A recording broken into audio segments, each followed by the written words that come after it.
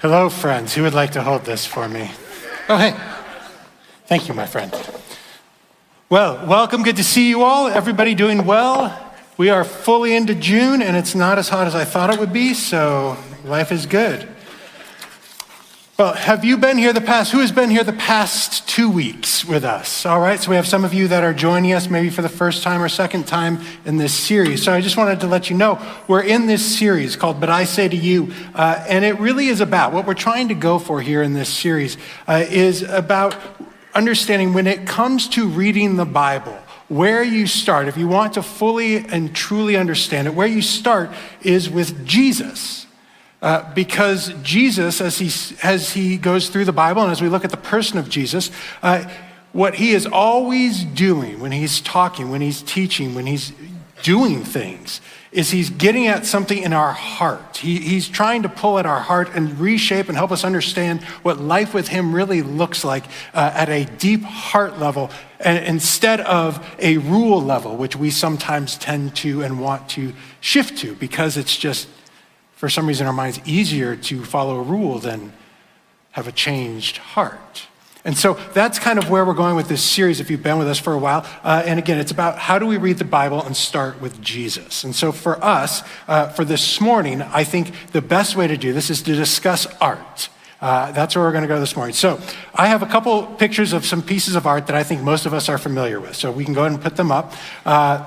The first one would be what we would call the Mona Lisa. There she is. I was about to have to do it for you. The Mona Lisa, right? Everybody agrees with me? Nobody's debating this or anything like that? All right, good. I got another one for you. Tell me what you see when you see this one. Name this one for me.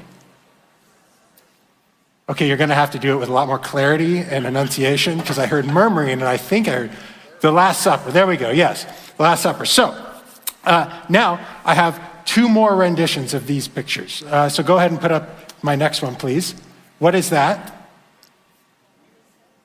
The Mona Lisa, yes. It wasn't a trick question, I promise. That is still, it's a rendition of the Mona Lisa. And then I'll put up another one. Okay, look at that. What is that one? The Last Supper, very good. That was much more clear too. Thank you, guys.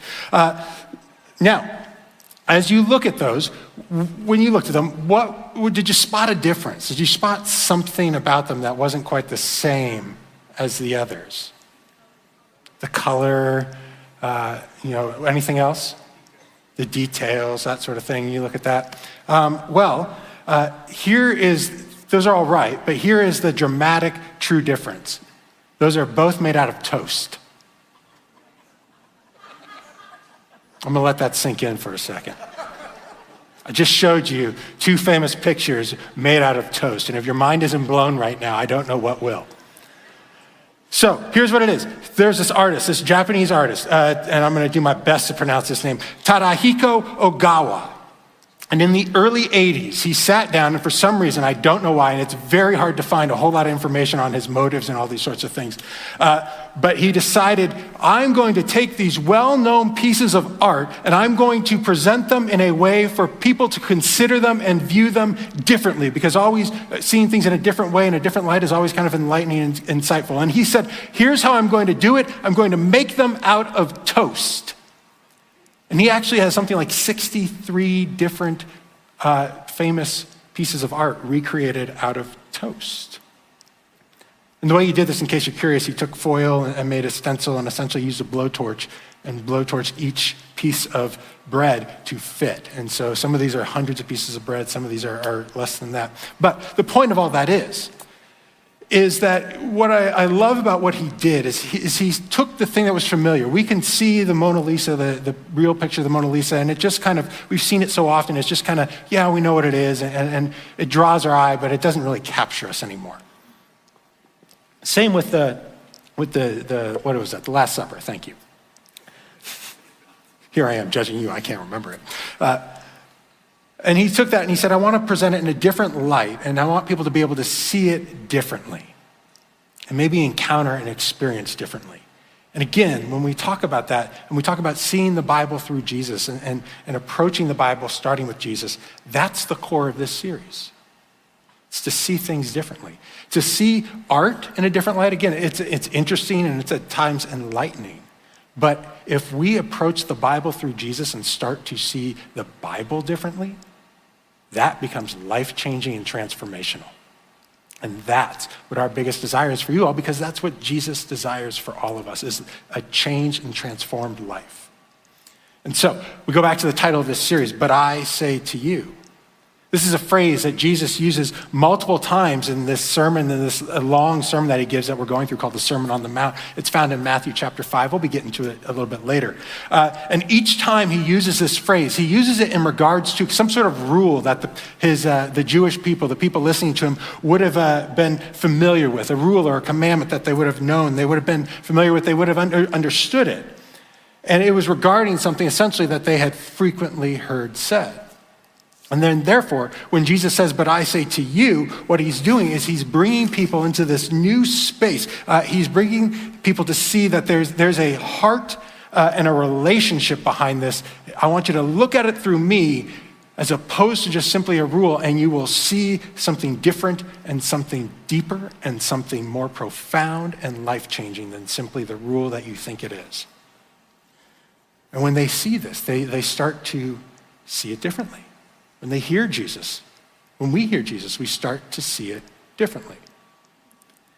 And if they came to see these things differently, as they came to see these things differently, they started to discover that this thing that we once thought was a rule that was just meant in place to put some boundaries, that was just meant to keep us from doing something, and that doing something is not a good thing to do, sure, but it was a rule put in place to keep us from doing that.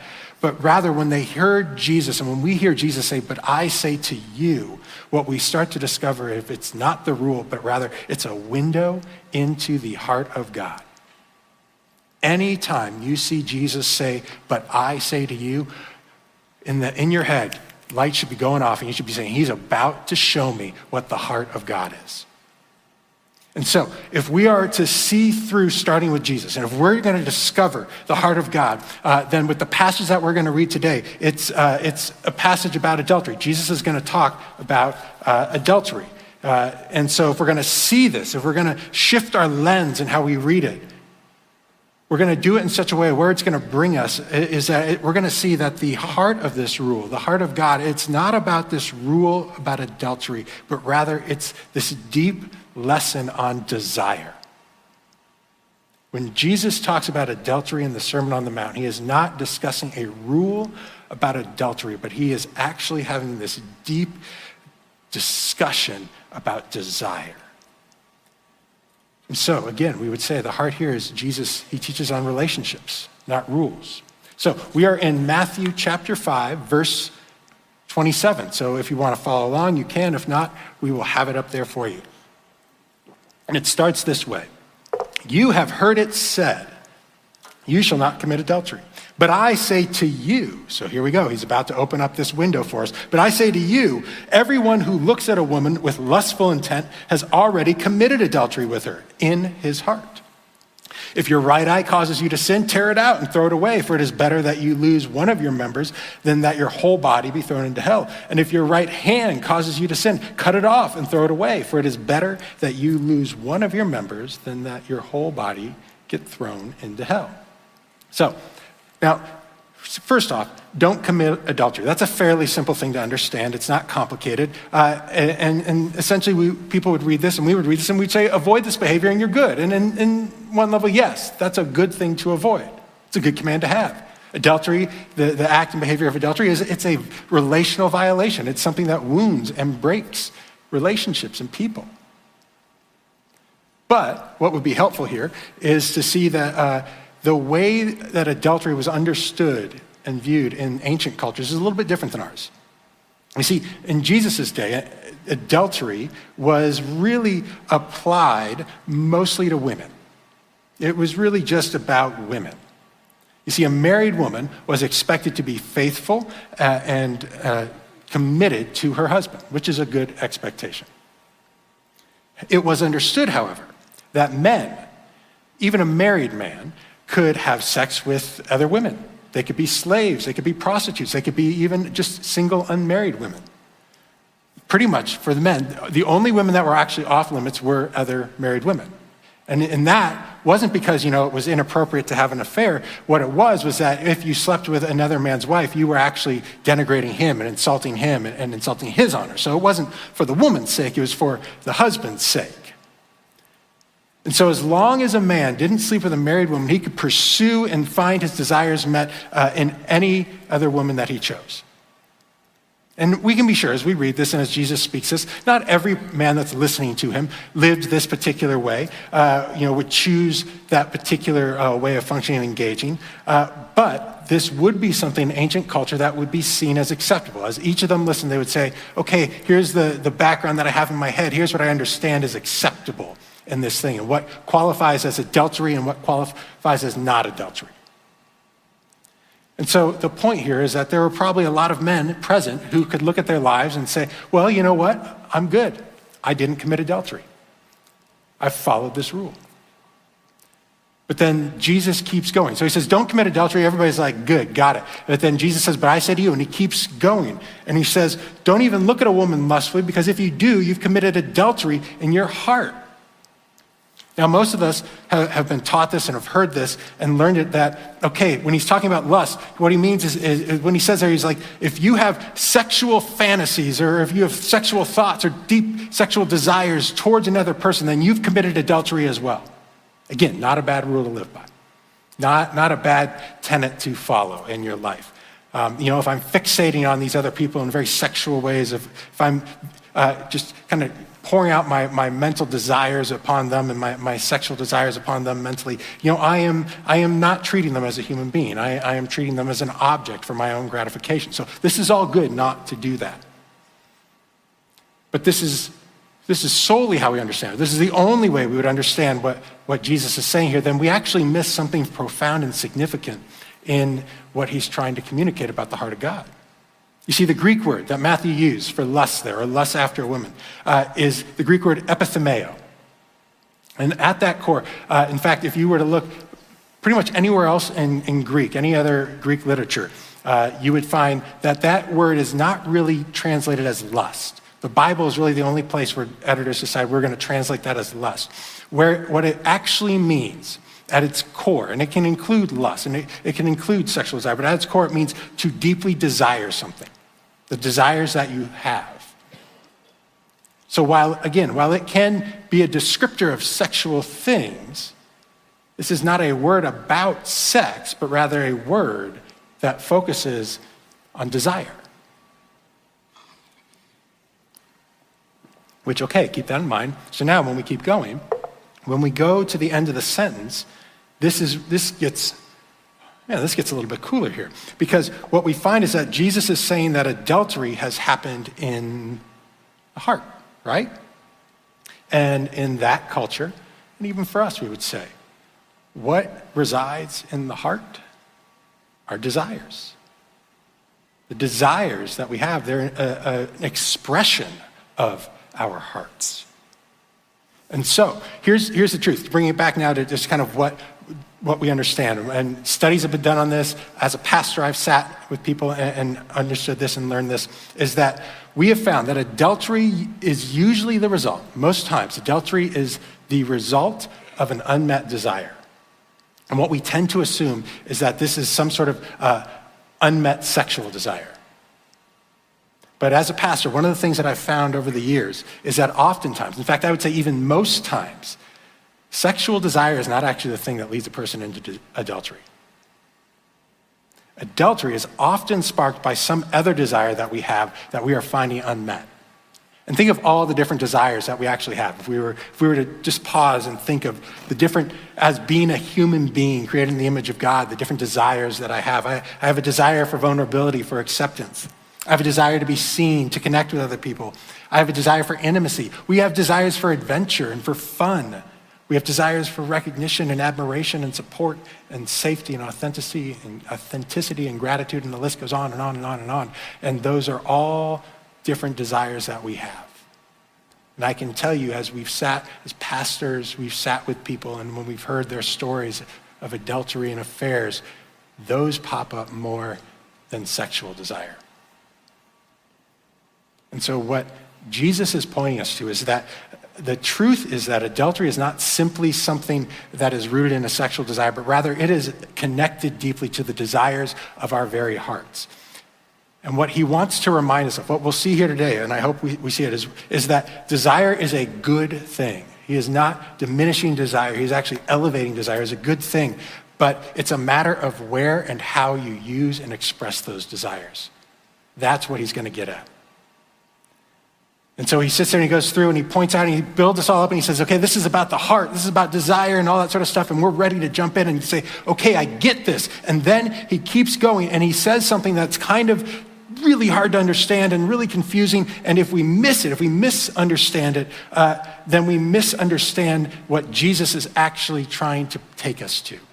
The full heart of God that he's trying to get us to. So it gets to this passage. If your right eye causes you to sin, tear it out and throw it away. For it is better that you lose one of your members than that your whole body be thrown into hell. And if your right hand causes you to sin, cut it off, throw it away. For it is better that you lose one of your members than your whole body go into hell. So Jesus has just told us about, okay, it's not about just the act. It's not simply focused on sex. It's about the desires of your heart, what's being met, what's not being met. And then he says, by the way, you should cut out your eye and your hand. And I imagine, because I've read this, and I imagine the people listening to him are like, what? And I've understood this. You know, I've grown up in church. I don't know how many of you have grown up in church, but I've grown up in church and I've heard this passage taught on a lot. You know when they really teach on this passage is when you're in high school. When your hormones are really raging is when this passage comes out a whole lot. And so I've heard this taught, and often what it ends up being taught as is about being ruthless and severe and managing all the ways you could end up lusting over another person, putting up guardrails and boundaries to make sure that you aren't even falling into this lust for this other person. And again, it's great and it's healthy to not be lusting over other people. And what I will say, here's the thing, when I was a youth pastor, and I think this is something that each youth pastor has to realize, this is not, I'm going the wrong direction. When I was a youth pastor, I used to follow this idea of, okay, how am I going to, with these kids, make sure that their hormones are raging? How am I going to make sure that, nothing untoward happens, that they all stay pure and remind them, okay, we're not even going to look at each other lustfully. And so I remember we would go on trips, and I see some of our former students in here, so you can tell me afterwards if I'm making this up. We would go on trips, and the first thing we would do when we were riding on buses is we would say, okay, I see you all sitting next to each other. Those of you who are sometimes, it looks like there's a couple over there or some people who may be sparking an interest in each other. No blankets, okay?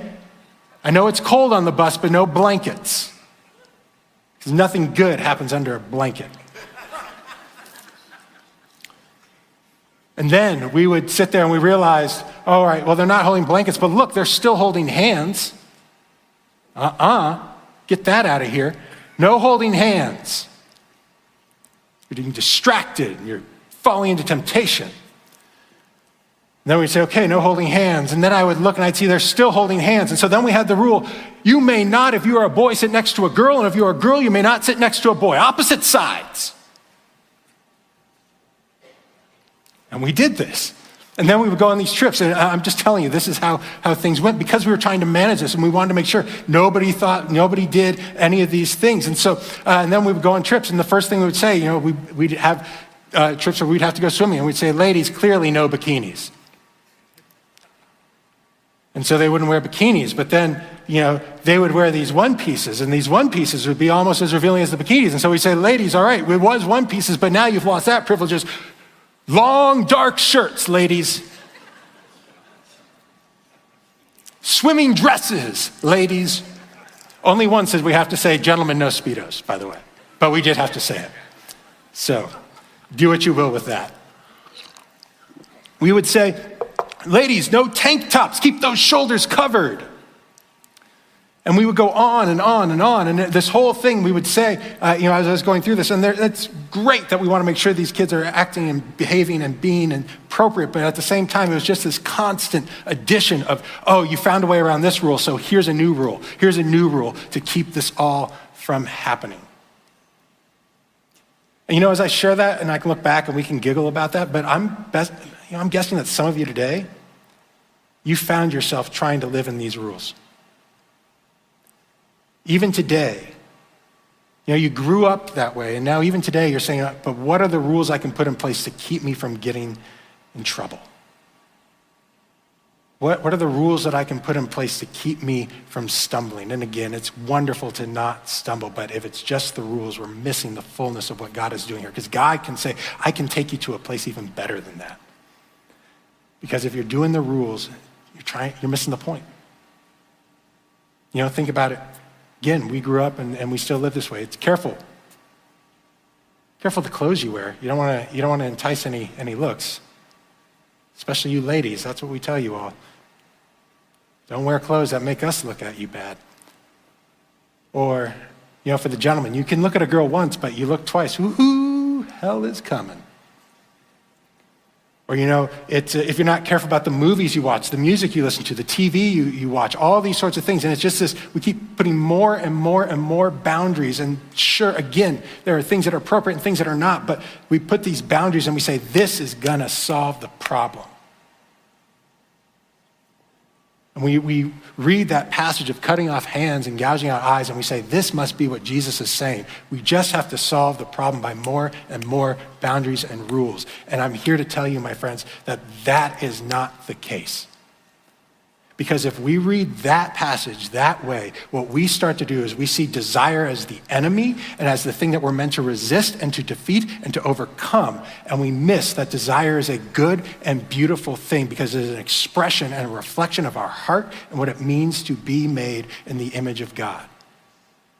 And so my hope for us today, as we go through the rest of today, is that we come to see that the desire is not the enemy, that instead it's a gift. And it's a gift that's been given to ourselves, and it's a gift that we get to give for others as long as it's guided by Jesus. And so I want to spend the rest of our time today looking at what does it look like for desire to be guided by Jesus. And there's going to be two things that we're going to see. And the first thing that we're going to see is that desire that is guided by Jesus, it builds rather than burns. We'll read that passage at the end of that passage one more time, because this is, again, like I said, this passage, this part is so important understanding this. And he says, remember, if your right eye causes you to sin, tear it out and throw it away. For it's better to lose your members and be thrown into hell. And if your right hand causes you to sin, cut it off and throw it away. For it's better to lose one of your members and be going to hell. So your right eye is being gouged out. Your right hand is being cut off. And it's pretty extreme, isn't it? But we can be fairly confident that he didn't mean this literally, or else we'd be reading about a bunch of one-handed, one-eyed disciples, right? Like if he meant it literally. What Jesus is doing here is he's using hyperbole. And using hyperbole was this normal way of rabbinic teaching. Rabbis did this all the time. It was never meant to be taken literally, but it was meant to provoke and get you to think about something in a new and different way. Jesus is saying, I want you all to hear what I say, and don't actually go and do it. What I want you to hear this is in a way, in a way that allows you to see this in something different and in a new way. And we can miss this as people who grew up in this culture and not that culture, because, again, catch what he says. He doesn't just say gouge out an eye or cut off a hand. He specifically says right eye and right hand. Why would he do that? Well, in scriptures, in those cultures, when the right side of something is being specifically referred to, it probably means that there is a deeper meaning than simply identifying where something is located or placed. Because in ancient cultures, the right hand, side, whatever it is, right, was often associated with things like might and power and favor and creativity. All things that can and should and are meant to be used for goodness, right? When you think of the power and the strength and the might and the creativity that you have, the ability that all gives you to bring and create goodness into the world around you. Those are beautiful things. They are things that are meant to be used for goodness. So then when we go back and Jesus says, starts talking about our desires and he starts talking about the right side, again, look at the connection he's making. Desire for something good. Desire is good. It's the right side he's talking about. It's good, it's beautiful, and it can be something to make this world beautiful. But you can also use the good and beautiful thing to create ugliness, to create pain, to create destruction. And when you do that, you are essentially cutting off the good thing. Jesus, he's not in these moments. We often read these things, and I know Glenn has mentioned this in the past and some other ones here, but he's not upping the ante. He's not saying, okay, well now here I'm making it harder or better to be a Christian. He's not raising the moral behavior bar. He's not trying to make life harder. He is just simply reminding us that desire deep within us, both sexual or for friendship or for connection or for relationship or for safety, all those different desires, those are all good and beautiful. But if they're not directed in the proper direction, they become destructive and the goodness of them gets cut off. And if you're going to, what essentially he's saying, if you're going to misuse desire, you might as well gouge out your right eye. You might as well cut off your right hand because you're wrecking what is good. When you think about the desire and where it goes, you can either pour it into something good or you can destroy what is good. And then when Jesus talks about hell, he's not here talking about eternal damnation, but he's talking about utter destruction. And again, he's pointing us to that desire is a good thing that when directed in the wrong way, destroys and burns things down. And when you think about adultery and unmet desires and why people step out and start doing that, you can start to see what he's talking about, can't you? That these desires that I have that are being unmet and I start to pour them out any place other than with my spouse, with my partner, I'm destroying something that is meant to be beautiful and good. And you see, there's a difference here. These people would be listening and they would be in awe because Jesus is teaching differently than all the other teachers that they had listened to. Because they've been hearing things, and maybe you grew up hearing things this way, but they've been hearing things about what you need to do, the rules you need to follow, the things that you need to keep doing and do them or else God will be mad. That's how you solve these problems. You just keep doing things and trying to do them the right way, or else God gets mad at you when you don't. And maybe that's how you grew up. Maybe that's where you're at right now. You heard about lust and sex and all the sexual behaviors and heard about how if you do this, the reason you shouldn't do this is because God will get mad at you if you do. And here's the problem. You can follow a rule and still wreck a relationship. You can follow all the rules and still wreck the relationship. And so what Jesus does is he flips this all around. He flips this around saying, I don't want you to do these things because you want to avoid me getting mad at you. He says, I'm telling you something beautiful and revealing the heart of God because I want something different and good for you. I don't want you to live in fear. I want you to live in joy and fullness. You see, God, he made you with desires, and he wants you to have desires, and he wants your desires to lead you to a good and healthy and meaningful place. But he also knows that desires can burn your life down. And here's the thing. That's not what he wants for you. That's the very opposite of what he desires for you. That's not what I want for you. That's not what you want for you. Will you believe that God desires something good for you and your desires? So there are some of you in here that need to hear that again, so I'm going to say it again. God desires goodness for you. He wants us, he realizes we have desires, and he actually wants those to be what he created them to be, things that lead us to a fuller, more beautiful, and better life, where desires, instead of tearing down, and burning down. They build and create. That's why we have marriage. That's the beauty of marriage, of love. Because that's the heart of Jesus. It's the relationship between the two people when they step into marriage, when they come together. And he's showing us in this moment, he's talking in this moment, if we were to talk, because he's talking about adultery, remember, he's talking about in this moment that so much of marriage, and to a larger extent love, is how will we channel and use the desires within us. And if you're not married, pay attention still, because there's stuff we can learn here as you get ready to get married at some point. Or if you just don't plan on being married, don't worry. Desire is still something that you're going to wrestle with and something that's still going to be a part of your life. And looking at what Jesus says here about desire is going to help us figure out how do we channel those into the right way.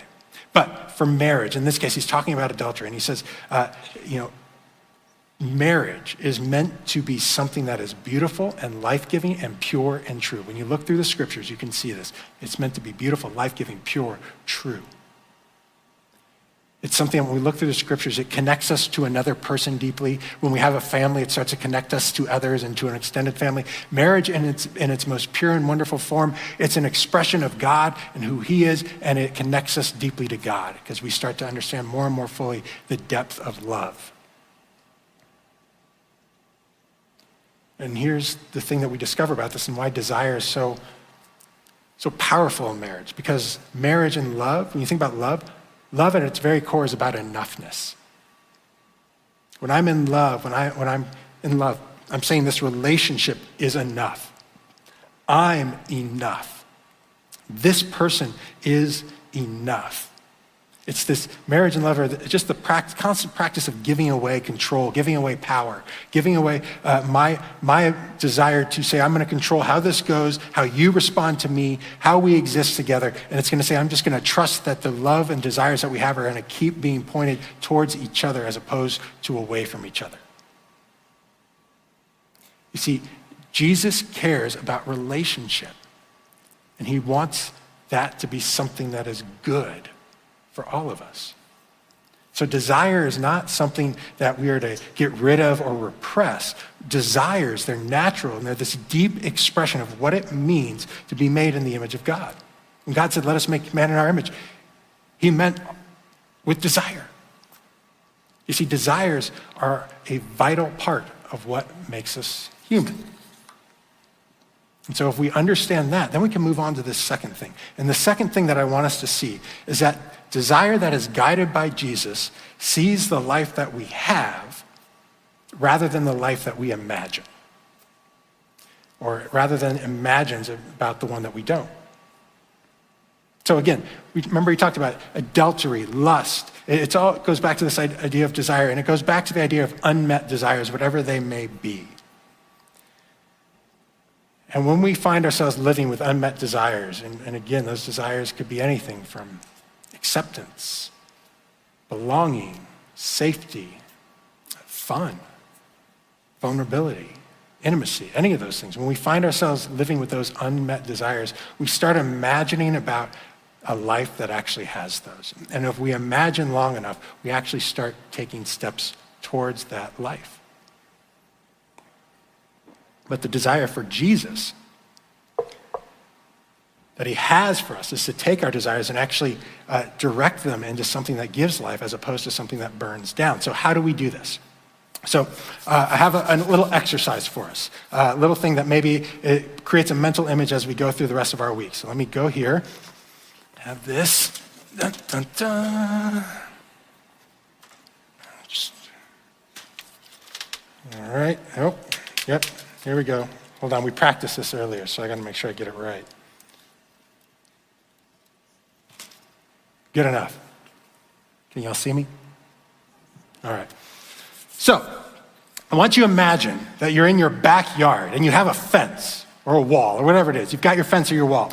And if you're standing out in your yard and you bought your house, when you first bought your house and you stood out in your yard, you'd every now and then kind of peek over the fence and see, okay, what are my neighbors doing? How's their yard looking? But you were excited because you had your yard and you put your work and your effort into it. You spent time weekend after weekend investing in your yard. You planted grass, you built a gazebo, you made a little play area for whoever it is. You spent time investing in this. Again, every now and then you'd go over and be like, oh, yeah, the neighbor's yard, it's nice too. But then time goes by. I want you to imagine, and you become more and more busy. You can't spend as much time in your yard. You can't, expenses start to build up, and now all of a sudden you can't pour all your effort and energies into the yard, and it's not what you were wanting it to be. It's not as wonderful as it used to be. You're a little bit disenchanted, but then you keep going over to your neighbors. They're keeping it up.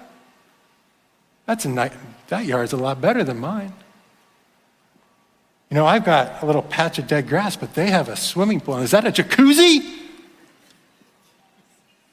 And you all of a sudden, you're imagining this different life where, man, that yard looks a whole lot better. I bet if I were over there, it'd be more fun. I bet if I were over there in that yard, I'm just going to stare a little bit at this yard. Yeah, that's a beautiful yard. I bet if I were over there in my life, I would feel more fulfilled in life. My life would have meaning. And this is what we do when we think about where our desires are being pointed, when we think about adultery. And what it is we are looking over the fence from our life and wondering, is there something better over there? And we start spending more and more time over here until we've forgotten entirely about our yard and our life. And you see, the solution to not looking over the fence, because no one likes to do that, no one is proud of that, so we try and look for solutions to look over the fence. And then the problem is, if you're looking for a solution, the answer is not to simply say, okay, I'm not going to look over the fence anymore. Because you're still going to go outside in your backyard and you're going to hear them splashing around in the pool and you're going to go over there and, wonder, is that a hot dog? You guys grilling? That sounds fun. It's not to stop, just tell yourself, stop looking over the fence. It's not start putting things in place, boundaries in place that are going to keep you from looking over the fence. It's not about making the fence higher, because you know what? Everyone owns a ladder. And if you don't, you'll go out and buy one. It's not about saying, okay, I'm going to stand just, I won't allow myself to go within 5 feet of the fence, because we all can jump a little bit. And we can all listen really hard and say, oh, and we can smell the grill cooking. So maybe instead, and again, when we start pointing our desires for companionship, for love, for intimacy, when we start looking over our own life into the lives of others, into the life of another person who we think they're going to meet that, what we're doing is we're standing at that fence and we're just looking and we're wondering. And the longer we stand there, the closer we get to going around. And so, maybe instead of trying to stop ourselves from looking over the fence, maybe the solution for looking over the fence is to use it as an indicator. The fact that I'm spending so much time at that fence. I'm spending all my energies, my time looking over the fence, and maybe what I need to do is actually ask myself, why? What is it within me that makes me look over that fence? What is the desire in my life that's missing, that seems to be over here, that I keep getting drawn to?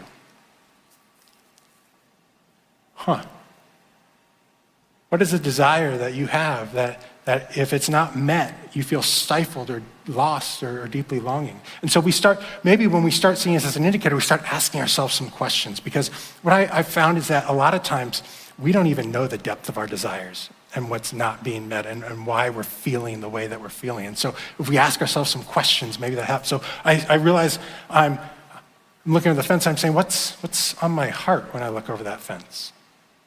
Is there something, when I look at it, am I angry about something that's happening over here, so I'm looking over here? Well, what am I angry about? Am I scared of something that's going on over here? And so over here looks safe. Well, what am I scared of? Is there something I'm anxious about over here? Is there something I'm stressed about over here? And over here looks relaxing. And this person over here looks like they're not gonna cause stress or anything like that. They're gonna make life easy. And they're gonna see me for who I am. See, if I can realize these things and I can start to figure out, okay, here's the desire that needs to be met. And here's my thing, is if I can realize these desires and realize who I am and where I'm trying to go, I can start turning myself and bring them back into my own yard. Because I have a thought, as I've recognized in my own life, is that if I'm feeling my desires aren't being met, the reality is that my spouse's desires are probably not being met either. It is not as if I am doing an amazing job of meeting all of my spouse's desires and they are just terrible at meeting mine. What I have realized and seen in other people's lives and my own is that if I start wondering and feeling this lack of desire being met over here, maybe the first step I take is saying, okay, I'm feeling this. I wonder what they're feeling. Maybe I can just step into their lives. If I start helping meet their desires that I realize I'm missing, maybe that creates this reciprocity. And it can be, am I missing vulnerability? Where I can be in a place where and not worry about who I am, but the entirety of who I am is accepted and loved. Am I missing friendship and connection? Do I feel like my spouse, their schedule is too full for me, but if I look over here, that person seems to make time for me? Am I missing safety? Do I feel like that person, I can trust them with who I am and they're not going to turn around and burn me or reject me because of who I am? Am I missing adventure and fun? If we all desire adventure and fun in some way or another, do I have new experiences with my spouse? Are we visiting new restaurants or whatever that new thing is? Are we celebrating? Are we laughing with each other? Or when we get home, are we just quiet? Do I have purpose and meaning? Does my spouse feel like that we are truly a team and that we play a significant role in each other's lives, or do they feel like we're just roommates? These are all desires that we could sit there and they're common ones that we know lead people to the other side of the fence. And so maybe what we want to do for this week is really force ourselves and push ourselves, because maybe we're not even to the point where we're thinking about adultery, but we're always wanting to be sure that we're aware of our desires because of what they can do in people's lives. And so maybe instead of looking over the fence and imagining a different life, it's finding the opportunity to fulfill the desires in the life that I have. How do I bring all the energy and time that I poured staring over the fence, looking for something else, into my spouse, my family? How do I build this up rather than tear it down? Because here's what I can tell you. You're going to get across that fence, and you know what's on the other side? Another fence. And all of a sudden, that wonderful yard that you got into, it doesn't look as good anymore. And over there, it looks like a better yard. And it's just this lie that keeps perpetuating itself. So your life is yours. God gave it to you and he filled you with desire. So what would it look like if you poured your desires back into your yard and your life and the people that surround you and the ones that you love? And in doing so, you start seeing theirs. And you know what? Sometimes, here's the thing, a spouse can't always meet every desire. I know there are some people who love to go like hang gliding and parasailing, and that's something a spouse doesn't want to do. But you know what? If they don't want to do it, go hang gliding and parasailing. Have a good time. Find a way to healthily fulfill that desire of adventure and fun. And so what if we did this whole exercise like once a month, where we just said, I'm going to take a moment. Where am I looking? Which yard am I looking into? What are my desires? I'm going to ask myself these questions. What's scaring me? What's stressing me? Because I think if we really cared about adultery, that could be one of the healthiest things that we could do. is ask these questions over and over. Because when Scripture says, do not commit adultery, what it really is it's always pointing us to what God cares about. And what God cares about is the lives of his people, of his children. And he cares about the goodness of their lives and wanting to see them point their lives in a good direction. He desires good things. And I think the beauty of what Jesus says and does here is that he keeps pulling us back from the fact that there is a goodness in your yard. And that Jesus, he wants you to see the goodness that you have, because that is the goodness that he wants for you. So may your week be a week that is full of healthy and beautiful and wonderful, creative, building up desire that creates goodness in the lives of yourselves and others. Let's pray. Dear God, thank you for today. Thank you for being present with us. Thank you for making us chock full and overflowing with desire. And we also thank you that you give us wisdom and insight into your heart and where those desires are to flow. If we are struggling with desire, if we are wondering what's going on in our lives, I ask that you just simply speak to us this week. You simply give us a space to discover what those desires may be and find the right connection for them. I pray for all of us in here that this be a week of health and beauty and wonder as we go and explore life through your eyes. In your name, amen.